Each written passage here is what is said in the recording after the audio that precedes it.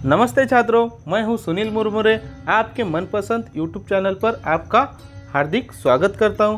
तो आज हम कक्षा 8वीं विषय हिंदी की कसौटी क्रमांक 2 का उत्तरों के साथ अध्ययन करने जा रहे हैं। तो इसके लिए आपको कुल अंक दिए गए हैं 15। तो चलिए इसका उत्तरों के साथ हम अध्ययन करते हैं छात्रों। तो इसमें पहले है गद्य विभाग। चलिए इसमें पहला प्रश्न है, निम्नलिखित गद्य खंड पढ़कर सूचनाओं के अनुसार कृतियाँ पूर्ण करो। तो चलिए हम यह गद्य खंड पढ़कर पूरा करते हैं और उसके अनुसार नीचे दी गई कृतियाँ पूरी करते हैं छात्रों।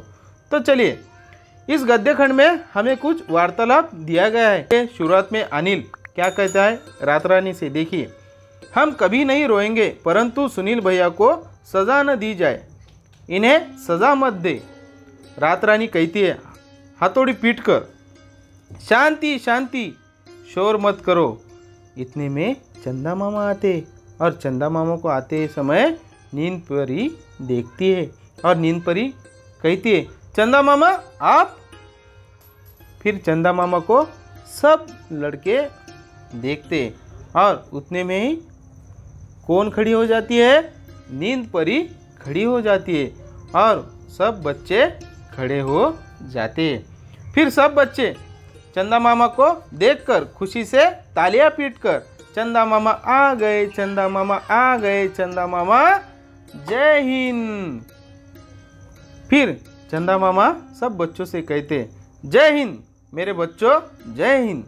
फिर उतने में रात रानी से चंदा मामा कहते रात रानी तुम बच्चों पर अन्याय कर रही हो। फिर रात रानी डरते डरते चंदा मामा से कहती है कैसा अन्याय मामा जी। फिर चंदा मामा कहते एक व्यक्ति में अगर गुण अधिक हो और बुरी आदतें कम तो उसे क्षमा कर दिया जाता है। तो चलिए नीचे दी गई कृतियाँ पूरी करते हैं छात्रों। तो इसमें पहला प्रश्न है संजाल पूर्ण करो। इसके लिए आपको कुल अंक 2 दिए गए हैं छात्रों। तो इसमें गद्यांश में आए हुए पात्र हमें लिखना है छात्रों। तो इसमें हम कुछ इस तरह उत्तर लिख सकते हैं, अनिल, रात रानी, नींद परी, चंदा मामा। प्रश्न दूसरा, किसने कहा। इसके लिए आपको 1 अंक दिया गया है। यह वाक्य किसने किससे कहा यह आपको लिखना है। तो वाक्य पढ़ते हैं छात्रों, तुम बच्चों पर अन्याय कर रही हो। यह वाक्य किसने कहा है छात्रों। तो यह वाक्य चंदा मामा ने रात रानी से कहा। प्रश्न तीसरा, विलोम शब्द लिखो। इसके लिए कुल अंक दिए गए 1 छात्रों। तो हमें नीचे दिए गए 2 शब्दों के विलोम शब्द लिखने। विलोम शब्द यानी विरुद्धार्थी शब्द। तो पहला है न्याय, न्याय का विलोम शब्द है अन्याय। और दूसरा शब्द है अच्छी, अच्छी का विलोम शब्द है बुरी। पद्य विभाग। दूसरा प्रश्न, निम्नलिखित पद्यांश पढ़कर संजाल पूर्ण करो। इसके लिए आपको 2 अंक दिए गए हैं छात्रों। तो इसमें निम्नलिखित पद्यांश पढ़ना शुरू करते हैं छात्रों हम। बेटी युग में बेटा बेटी सभी पढ़ेंगे सभी बढ़ेंगे, फौलादी ले नेक इरादे खुद अपना इतिहास गढ़ेंगे।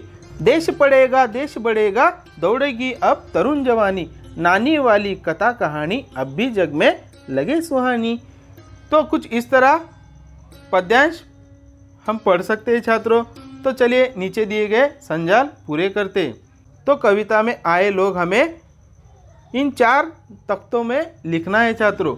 तो चलिए लिखते हैं कुछ इस तरह, बेटा बेटी, तरुण नानी।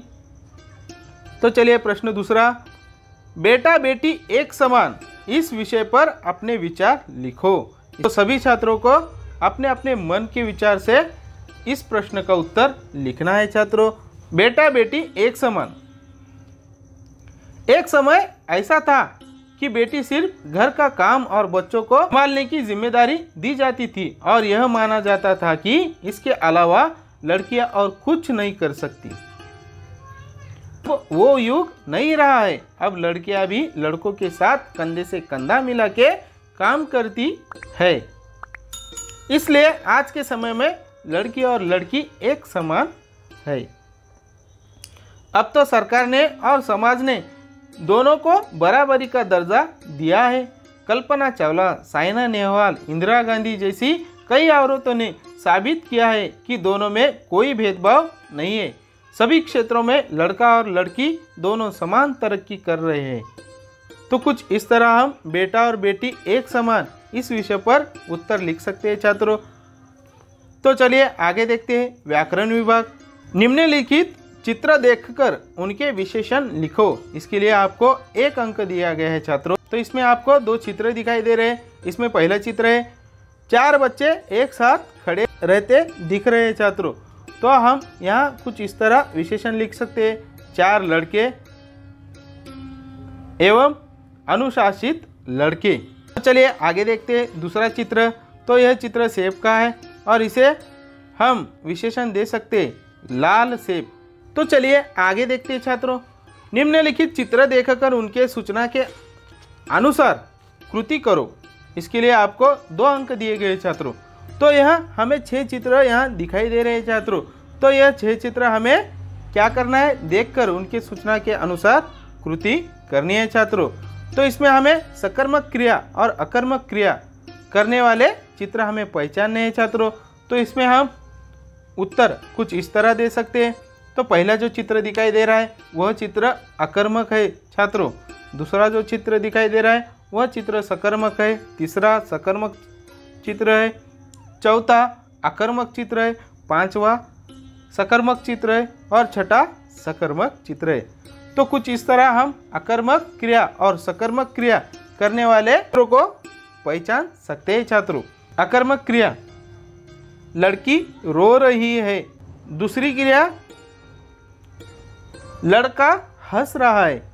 तो दूसरे जो 4 चित्र दिखाई दे रहे यह पूरे सकर्मक क्रिया है। तो इसमें हम कुछ इस तरह उत्तर दे सकते हैं छात्रों। तो पहले बच्चे रस्सी कूद रहे हैं और दूसरी लड़की योगा कर रही है। तीसरे चित्र में लड़का सीढ़ियाँ चढ़ रहा है और चौथे चित्र में लड़का वाद्य बजा रहा है। तो इसका उत्तर कुछ इस तरह हम लिख सकते हैं छात्रों। तीसरा, गाड़ी धीरे धीरे चल रही है। इसके लिए आपको 1 अंक दिया गया है। तो इसका अव्यय ढूंढकर लिखना है छात्रों।